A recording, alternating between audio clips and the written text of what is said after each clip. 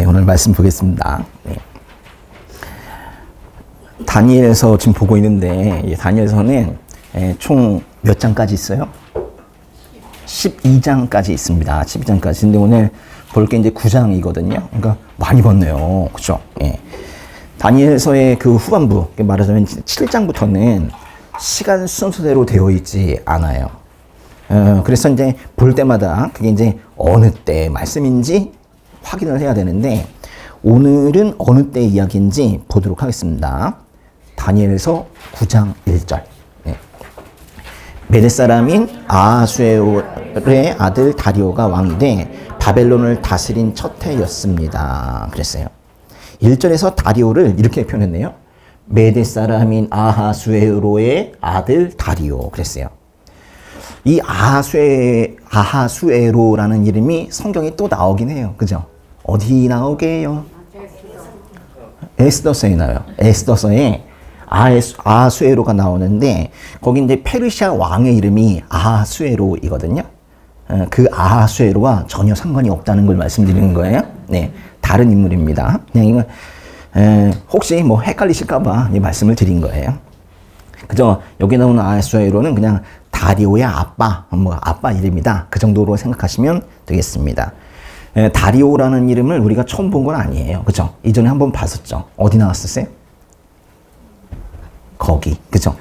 다리오라는 이름이 다니엘서 5장의 끝에 아주 살짝 지나가고 말았어요. 그리고 6장에 많이 나오는데, 5장 마지막에 처음 등장했던 그거 잠깐 보시면 다니엘서 5장 31절인데요. 이거 한번 읽어보세요. 그리고 메대 사람 다리오가 그 나라를 차지하고 왕이 됐습니다. 다리오의 나이는 62세였습니다. 무슨 말인지 모르겠죠? 예. 바벨론의 마지막 밤에, 바벨론이 끝나는 그날에 벨사살 왕이 잔치를 벌이다가 하나님의 심판을 받아서 죽고 말아요. 기억나십니까? 예. 그 후 바벨론 제국이 아예 무너져버리고, 그리고 메대 페르시아 제국의 지배가 시작이 됩니다. 이 다리오가 그 메대 페르시아 제국을 만든 고레스와 같은 인물인지, 또는 고레스 왕 때 바빌로니아 지역을 다스리던 지역 왕이었는지 저는 잘 모르겠어요. 그런데 어쨌거나 다리오 1년이라면 고레스 1년과 마찬가지인 것이고, 같이 시작했으니까요. 이게 바로 바벨론이 무너지고 메대 페르시아가 시작된 첫 해라는 거, 그것만큼은 확실한 거예요. 지금 뭔 말씀을 드리는 거예요? 지금 오늘 말씀은 페르시아 제국이 시작된 첫 해의 말씀이다. 그런 얘기예요. 이 다리오가 바벨론을 다스렸다고 여기 나오겠는데, 이게 바벨론을 이어갔다는 뜻은 아닌 것 같고요. 옛날 바벨론의 수리였던 그 바빌로니아 지역을 다스렸다는 그런 의미 같기는 한데, 그것마저도 확실히는 모르겠습니다. 결국 시간적으로 보면은 이 오늘 얘기가 뭐랑 비슷하냐면 다니엘서 6장 얘기랑 비슷해요. 다니엘서 6장이 뭔지 모르죠? 다니엘서 6장이 뭐게요? 사자 굴속으로, 맞아요. 다니엘이 들어가는 그런 얘기죠. 거기서 이제 살아 나오잖아요. 그거랑 아주 비슷한 시기일 거예요. 굳이 계산한다면 주전 539년 전후일 거예요. 유대인 포로들을 바벨론 제국이 끌고 갔잖아요. 그죠? 그래서 바벨론 포로가 된 건데, 그 바벨론이 이제 망했다는 거예요. 무너졌다는 거예요. 유대인들이 기다리던 일 아니었습니까? 그들이 바벨론 포로 기간 동안에도 사실 희망을 잃지 않고, 희망을 잃지 말라고 하나님께서 사실 계속 이사야를 통해서, 예레미야를 통해서, 에스겔을 통해서 너희는 곧 풀려난다 라고 말씀해 주셨거든요. 그런데 이제 유대인들이 정작 바벨론이 망했다는 소식을 들어도 내심 걱정이 되는 거예요. 혹시 새로 생긴 제국이 더 심한 건 아닐까? 이러면서 그 안에 그래서 희망이 생기면서도 두려움도 같이 있었던 거예요.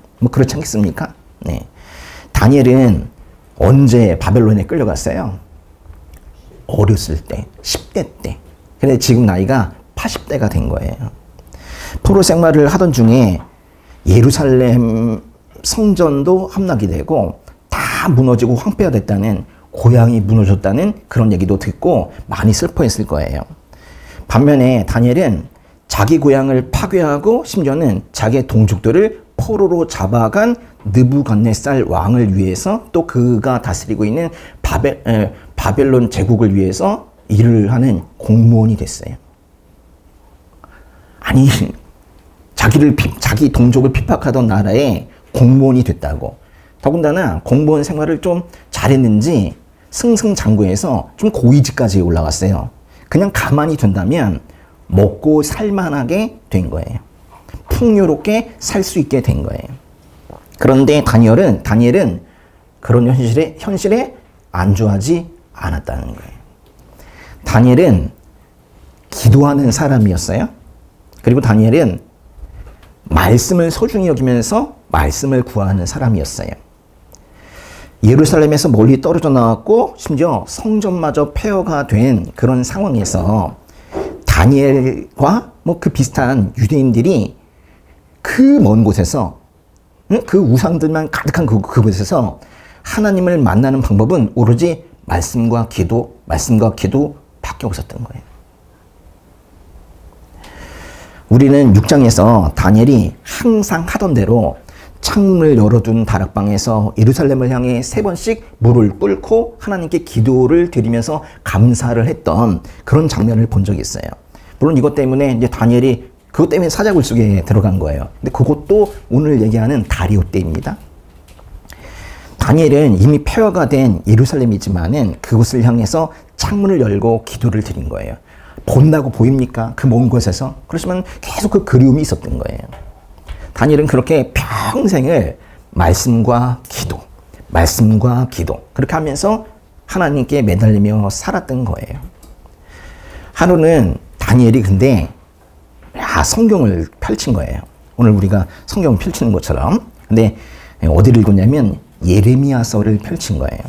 예레미야서를 처음 펼친 거는 아닌데 바벨론이 무너지는 걸 보면서 퍼뜩 예레미야서의 그 예언 그게 막 떠오른 거예요. 그래가지고 애써 확인을 하러 찾은 거예요.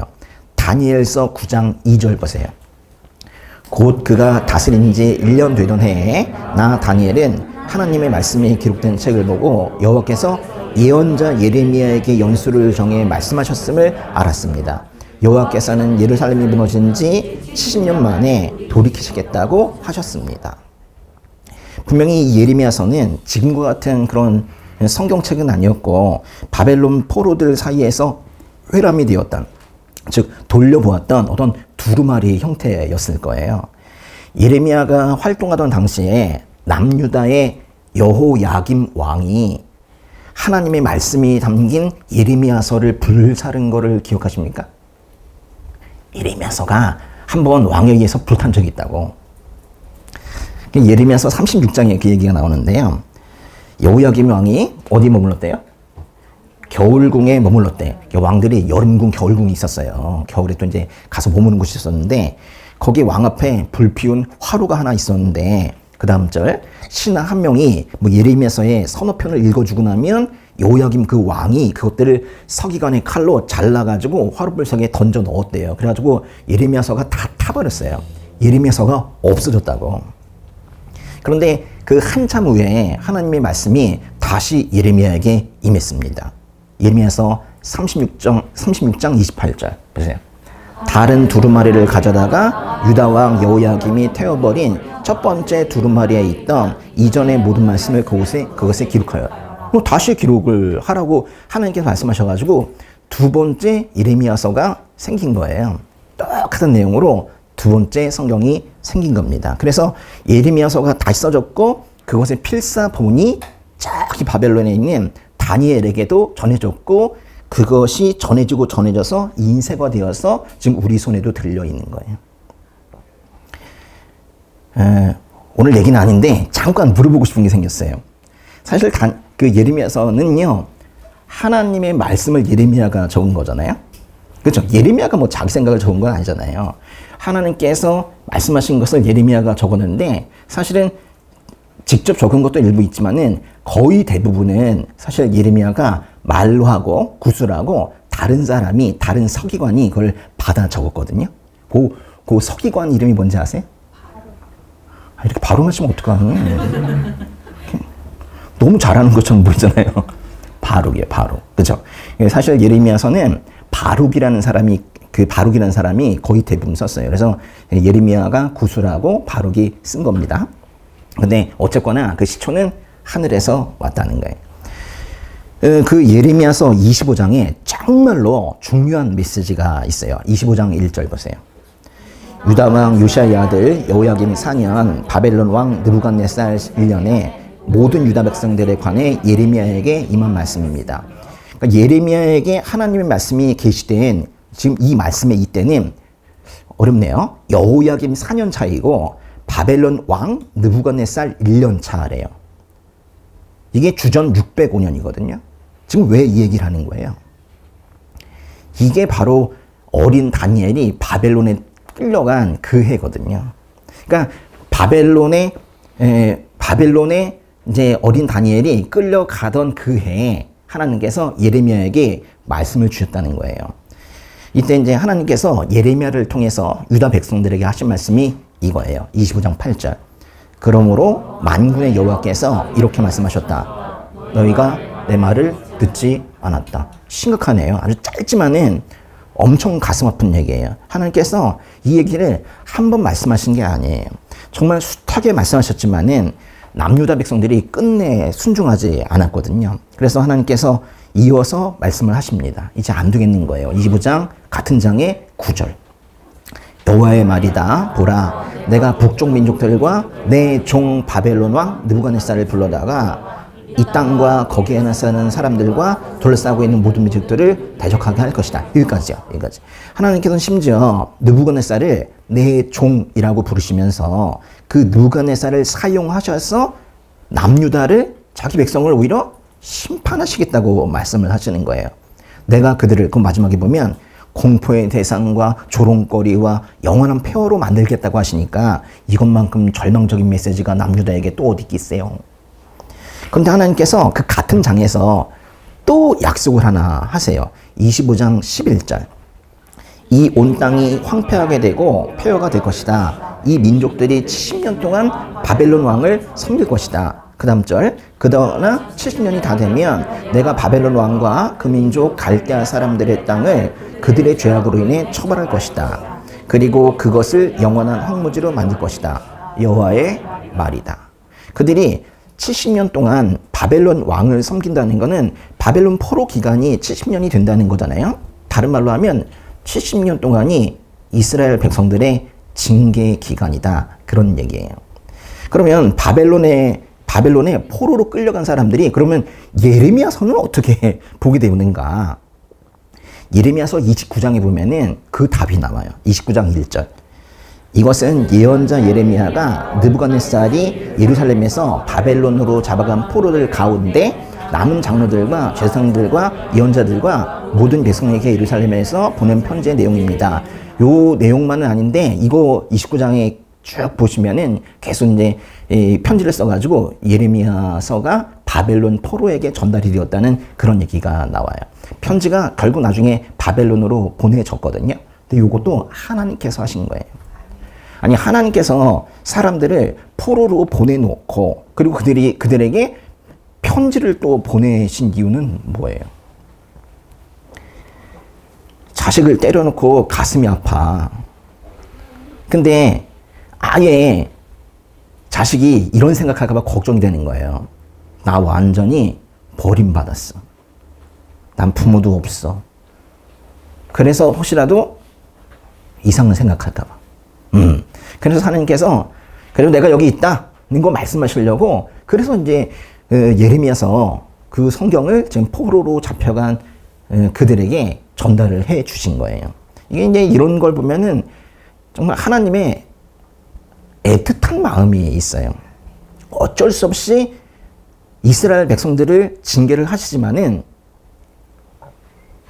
그 사랑이 있어요. 사랑이 있어. 그래가지고 그 애틋한 마음 있죠. 슬픈 마음. 그런 게 사실은 여기에 있거든요. 하나님께서는 포로로 끌려간 자기 백성들에게 이렇게 메시지를 또 보내세요. 분명히 이제 하나님께서 보내셨어요. 그리고 이제 뭐라고 하시냐면 29장 5절, 6절, 7절 예레미야서입니다.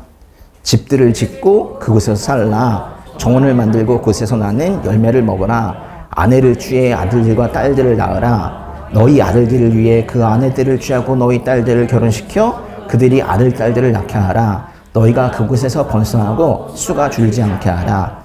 또한 내가 너희를 포로로 가게 한 성읍의 평안을 간구하라. 그 성읍을 위해 여호와께 기도하라. 이는 그 성읍이 평안해야 너희도 평안할 것이기 때문에. 눈물이 나지 않아요? 하나님께서는 지금 유다 백성들을, 이스라엘 백성들을 심판하시면서도 고생 좀 해봐라, 정신 좀 차리게, 이러지 않으셨다고요.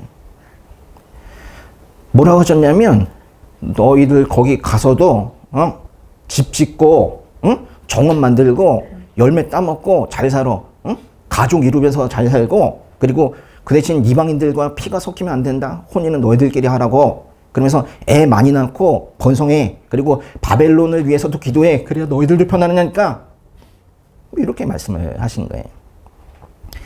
여기에 이제 하나님의 사랑과 눈물이 있는 거예요. 사실 그 예레미야서를 읽으면서는 이런 걸 계속 느껴야 되거든요. 사실 이 말씀에서 이 정도의 사랑과 눈물도 발견하지 못한다면 그건 정말로 심장이 굳은 거야. 그렇죠? 성경만큼 따뜻한 사랑 얘기가 어디 있어요? 응? 변하지 않는 사랑 얘기가 어디 있어요? 그리고 하나님께서 70년의 약속을 하셨는데 또 하세요. 29장에서 또 하세요. 25장에서 한 번 하셨는데 29장에서 또 하신다고. 한번 보세요. 여호와께서 이렇게 말씀하셨다. 바벨론에서 70년이 차면 내가 너희를 돌아보아 너희를 이곳으로 돌아오게 할 것이라는 내 은혜로운 약속을 너희에게 이행할 것이다. 확실하게 그렇게 할 것이다. 그렇게 말씀을 하시는 거예요. 보세요. 70년이 차면은 다시 고향으로 돌아오게 하시겠다고 그렇게 약속을 하시잖아요. 감옥에서의 복역 기간이 끝나면 반드시 출소하리라는 그런 약속과 비슷한 거예요. 징계를 하시면서도 징계만 하시는 게 아니에요. 그냥 화가 나가지고 징계하시는 게 아니고 징계하시면서도 그 안에 미래에 대한 소망을 품게 하시는 거예요. 다니엘이 이 메시지를 몇 살 때부터 읽었는지는 저도 알 수 없어요. 가서 바로 읽었는지 좀 나이가 한참 들어서 노인이 되었을 때 읽었는지 잘 모르겠어요. 그러나 하나님께서 한 예언자를 통해서 하신 말씀이 다니엘과 그 유대인들에게 미래에 대한 소망이 되었고 참을 수 있게 되었고, 그래서 다니엘에게 기도할 수 있는 힘도 허락해 준 거예요. 다니엘은 하나님의 이 약속을 믿었어요. 그런데도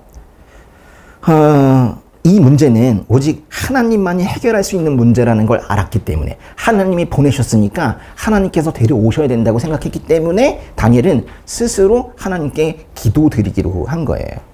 하나님께서 바벨론 포로들에게 보내신 편지에서도 보세요. 너희가 너희의 온 마음으로 나를 찾을 때 너희가 나를 찾고 나를 발견할 것이다. 이게 예레미야서 29장의 그 똑같은 말씀인데 거기에서도 나를 찾으라고 그렇게 말씀하셨거든요.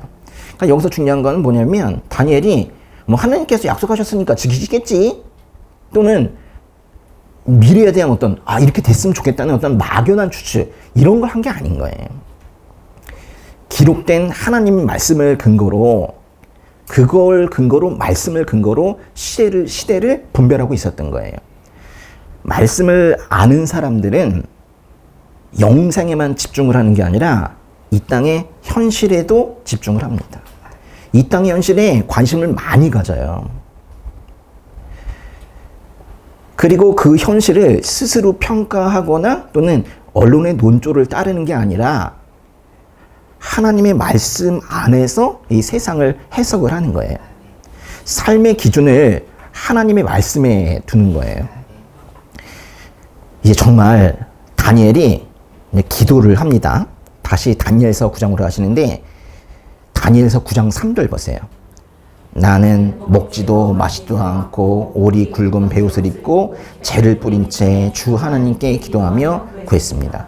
다니엘이 입은 옷은요 거의 뭐 이건 장례식 복장이에요.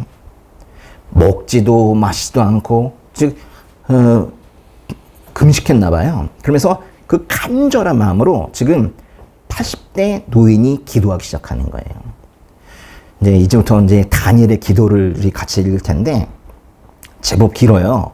다니엘서 9장 4절부터 19절까지니까 이거 이제 펴보세요. 다니엘서 9장 4절. 다니엘서 9장 4절부터 19절까지 이걸 읽으시는데 정말로 기도를 드리는 마음으로, 기도하는 마음으로 그렇게 읽어보도록 하겠습니다.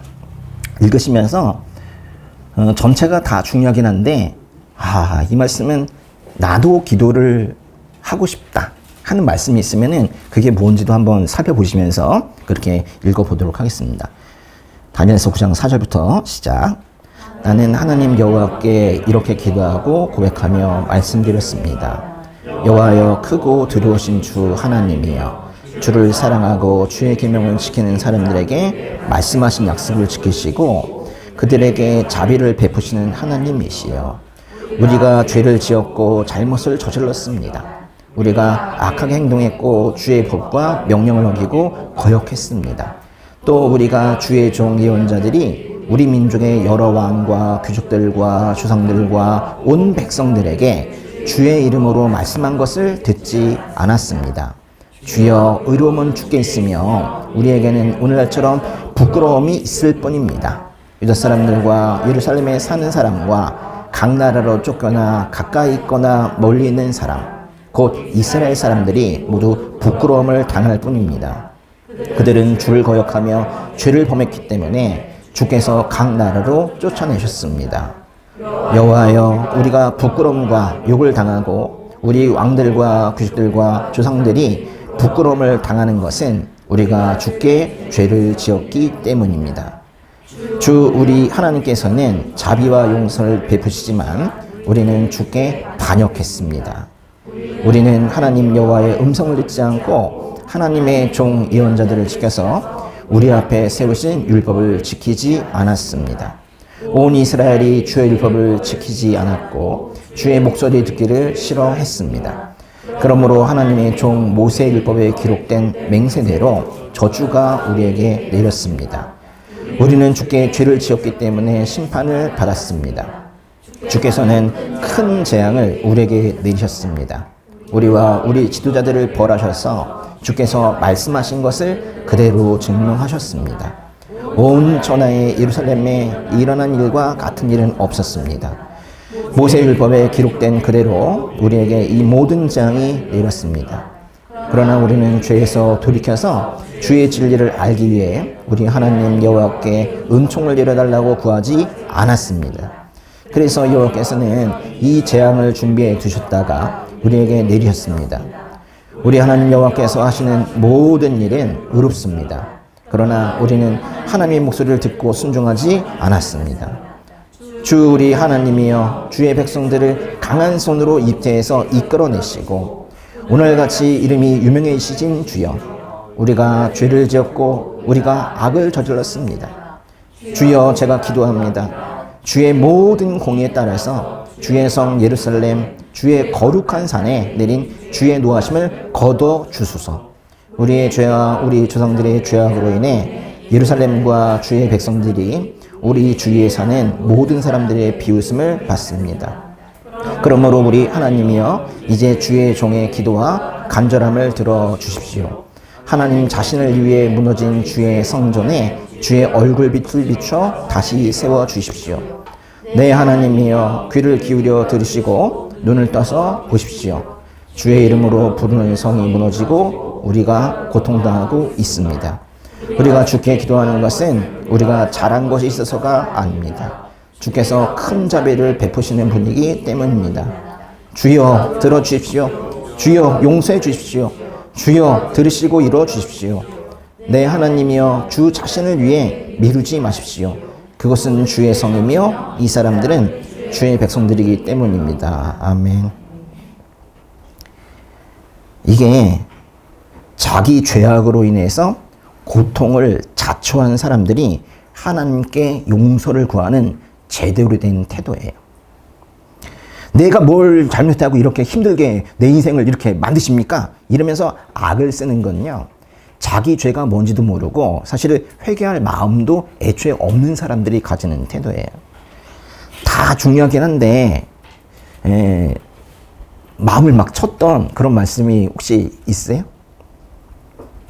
승희자매님은 어떤 게 왔어요? 9장 19절 처음 마지막 19절. 마지막 거. 아유, 정말 심장이 터질 것 같은 그런 얘기를 하고 있죠. 18절도 있는데요. 그 전체 중에서 18절을 다시 한번 읽어볼게요. 네, 하나님이여 귀를 기울여 들으시고 눈을 떠서 보십시오. 주의 이름으로 부르는 성이 무너지고 우리가 고통당하고 있습니다. 우리가 주께 기도하는 것은 우리가 잘한 것이 있어서가 아닙니다. 주께서 큰 자비를 베푸시는 분이기 때문입니다. 우리가 주께 기도하는 것은 우리가 잘한 것이 있어서가 아니래요. 이거를 다른 번역에서 뭐라고 그랬냐면 우리가 주께 간구하는 것은 우리의 의로움 때문이 아니라 주의 크신 긍휼 때문이다. 뭐 이렇게 번역을 했어요. 우리가 잘한 거, 우리의 의로움. 사람들은 오히려 이걸 자랑해요. 내가 잘했다는 거예요. 심지어 이것을 용서와 회복의 근거로 삼기도 해요. 내가 잘해서 용서되었고 내가 기도해서 회복이 되었다. 이렇게 은근히 고백하는 사람들도 있어요. 그러나 다니엘은 우리가 이제 많이 반성했으니 용서해 주십시오 라고 말하지 않았어요. 그럴듯해 보이는 말이에요. 우리가 많이 반성했으니 용서해 주십시오. 근데 그렇게 말하지 않았다고요. 또 다니엘은 우리가 그렇게 이제 많이 용서를 구했고 이제 받을 자격이 있으니까 우리를 회복시켜 주시옵소서 이렇게 말하지도 않았어요. 오직 하나님의 긍휼에만 매달린 거예요. 우리를 불쌍히 여겨 주시옵소서. 하나님의 큰 자비 덕분에 우리가 구원을 받았다는 거예요. 그러니까 나의 어떠함 때문이 아니라 오로지 하나님의 긍휼 때문에 나를 보는 게 불쌍하셔서 그래서 우리가 구원을 얻었다는 거예요. 지금 다니엘이 지금 그거를 고백하고 있는 거예요. 결국 그 큰 자비가 나중에 결국 현실로 나타난 게 그리스도의 십자가예요. 다니엘의 기도에는 참 우리라는 말이 많이 등장해요. 읽으시면서 계속 느꼈습니까? 나 그러지 않고 우리가 우리를 우리는 우리에게 진짜 많아요. 다니엘은 유다 사람들과 자기를 분리하지 않아요. 다른 사람들을 고발하듯이 말하지 않아요. 다른 죄인들과 자기를 동일시하면서 함께 용서를 구하는 거예요. 소위 공동체적인 회개를 하고 있는 거예요. 물론 다니엘은 기도에서 우리가 잘못했습니다. 우리가 순종하지 않았습니다. 우리가 죄를 지었습니다. 라고 말했지만 진짜 그런 죄와 불순종에 참여하진 않았어요. 다니엘이 그렇게 나쁜 짓 하지도 않았다고. 그런데도 죄를 지었다고 고백을 하고 있잖아요. 중보기도가 이렇게 하는 거예요.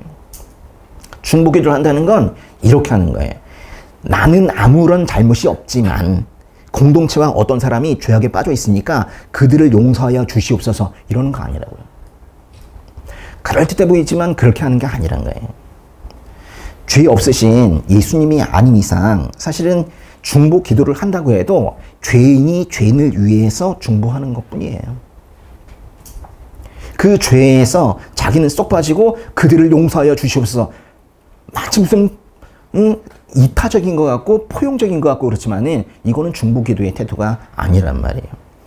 또 중요한 건 다니엘이 이 기도를 드리고 있는 타이밍이에요. 지금 언제 이 기도를 드리고 있느냐? 다니엘은 이제 70년이 다 되어서 그 예언에 있는 70년이 다 되어서 하나님의 약속대로 고향에 갈 수 있다는 걸 알고 있어요. 이때 다니엘이 죄를 고백하는 거예요. 아니 70년이 다 돼가지고 집에 갈 수 있을 때 그때 죄를 고백한다고요. 이제 고향으로 돌아갈 수 있다는 뭐 환희, 감사, 찬양, 하나님 땡큐 이런 거 아니에요. 오히려 이때 죄를 고백했다는 거예요. 왜 그랬을까요?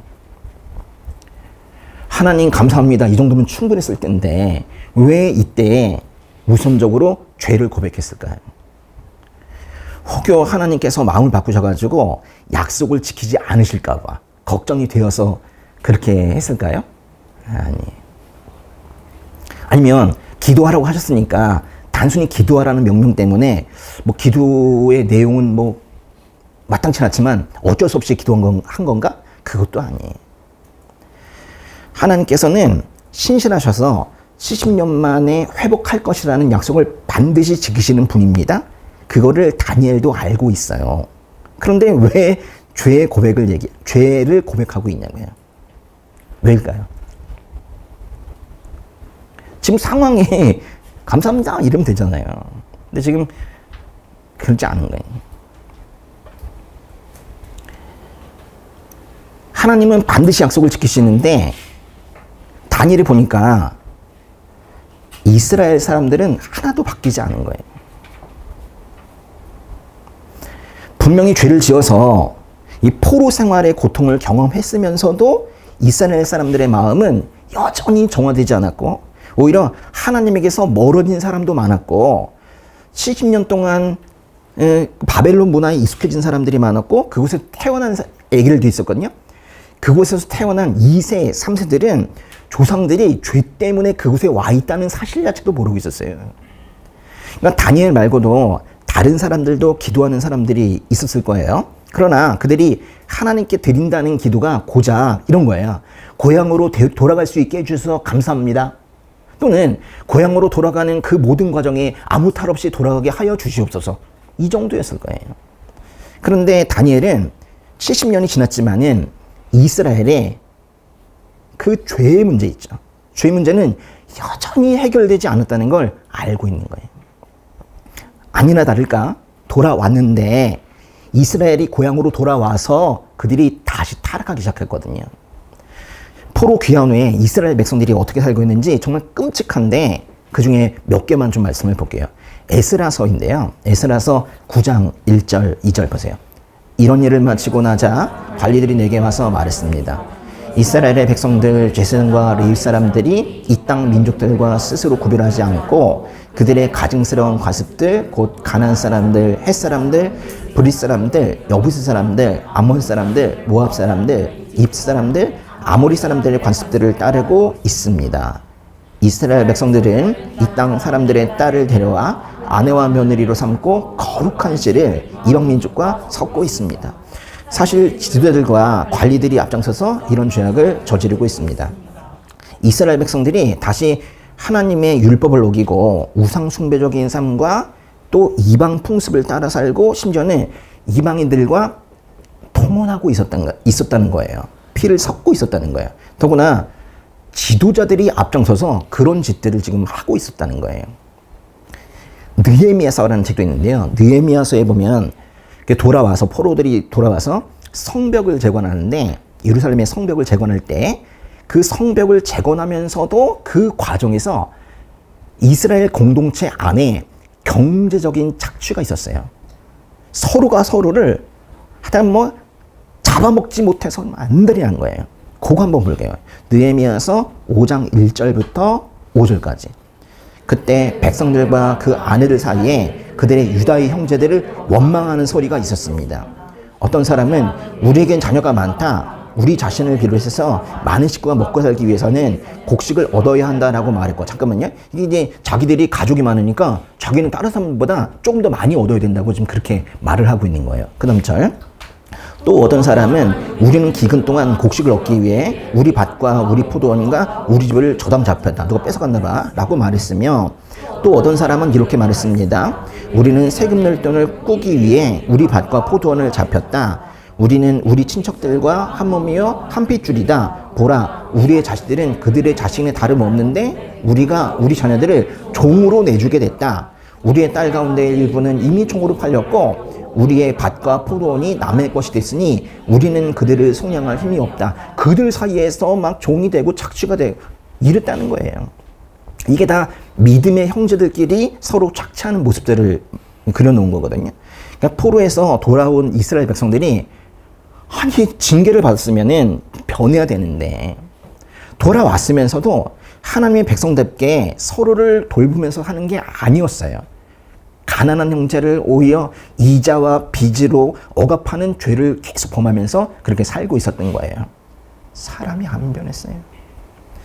포로 귀환 후에 이스라엘 백성들은 여전히 안식일도 지키지 않고 이방인들과 결혼했고 깨끗해야 할 제사장마저 타락을 하고 말았어요. 좀 말라기서 기억나세요? 말라기서에 보면 형식적인 예배를 드리는 그 사람들을 보면서 하나님께서 막 토악질을 하겠다고 하시면서 교회 문을 닫아라 이렇게 하시면서 한숨을 쉬는 장면이 나오잖아요. 그리고 구약 성경이 끝났죠. 그리고 예수님이 오신 거예요. 그래서 예수님을 보내신 거예요. 이집트의 노예 생활을 거치고도 바벨론의 포로 생활을 거치고도 전혀 변하지 않는 이스라엘의 백성들을 보면서 하나님께서는 인간들의 죄의 문제를 스스로 해결하려고 하신 거예요. 그래서 말라기서를 끝으로 400년간의 긴 침묵 기간이 끝나고 나서 결국 예수님을 보내셔서 새 세상을 여신 거예요. 지금 우리는 그 기간에 살고 있는 겁니다. 여기 지금 사람들이 돌아오니까 아싸 이렇게 얘기할 게 아닌 거예요. 돌아와서 그들이 다시 타락했다는 게 구약 성경의 결말이에요. 다니엘은 자신의 기도를 이렇게 요약을 합니다. 다니엘서 9장의 20절. 내가 이렇게 내 죄와 내 백성 이스라엘의 죄를 스스로 밝혀 말하며 기도했습니다. 내가 내 하나님 여호와 앞에서 내 하나님의 거룩한 산을 위해 간절히 기도하고 있을 때입니다. 자신의 죄와 이스라엘의 죄를 스스로 밝혀 말하며 기도했대요. 다니엘은 이 가장 본질적인 문제, 즉 죄의 문제를 놓고 기도를 한 거예요. 도저히 자기 힘으로는 해결할 수 없는 어떤 죄의 문제를 놓고 하나님께 지금 매달리고 있는 겁니다. 사실 지금 읽으신 다니엘의 기도에는 예수라는 이름이 전혀 등장하지 않지만은 사실은 다니엘이 지금 예수님을 부르고 있는 거나 마찬가지예요. 목청껏 예수님을 주님을 지금 부르고 있는 거나 마찬가지라고요. 우리의 죄를 해결하여 주시옵소서. 이러면서 지금 목청껏 외치고 있는 거예요.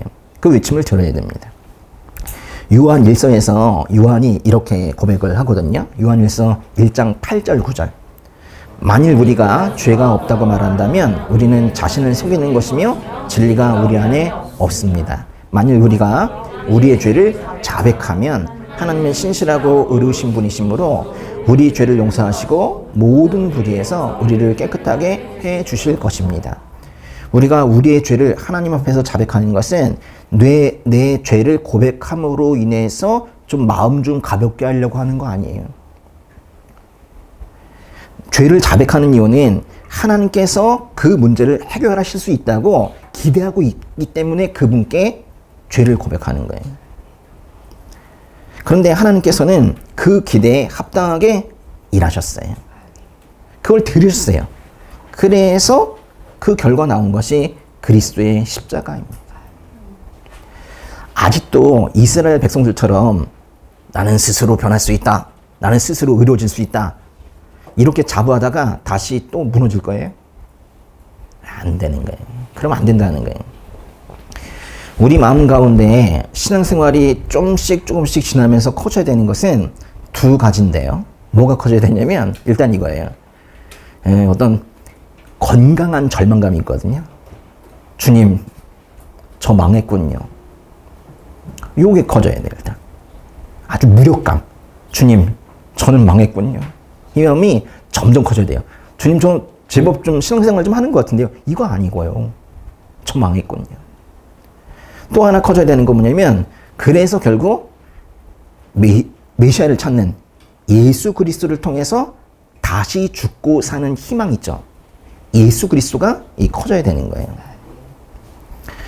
이제 우리는 70년간의 포로 생활로도 근본적으로 고치지 않은 그 죄의 본성을 예수를 통해서 해결해 주신 하나님께 감사해야 할 때인 거예요. 오늘 말씀을 읽으면서 역사 이야기 정도로 끝나면 안 되는 거예요. 그리고 우리의 그 질긴 그 죄의 꼬리와 지긋지긋한 죄의 습성을 해결해 주시려고 스스로 큰 희생을 감당하신 우리 주님께 또 감사해야 할 때인 거예요. 그리고 은혜를 많이 받으셨으면은 그 큰 은혜를 주변에 또 전해야 할 때인 겁니다. 구약 성경은 한마디로 말하면 사람들은 실패하였다는 거예요. 그래서 신약성경에서 예수님이 오신 거거든요. 그 사람들이 결국 실패하고 많은 스토리, 구약성경을 읽으면서 여러분이 제대로 성경을 읽는다면 안타까운 마음이 들어야 돼요. 인간은 결국 이렇구나. 그러면서 안타까운 마음과 함께 그 한편에서는 예수 그리스도에 대한 갈망이 더욱 커져야 되는 거예요. 이분이 없으면 안 되는 거예요. 그렇게 뭔가 절망감과 갈망이 함께 커지는 우리 온리지 교회의 형제 자매님들 되시기를 주님의 이름으로 축복합니다.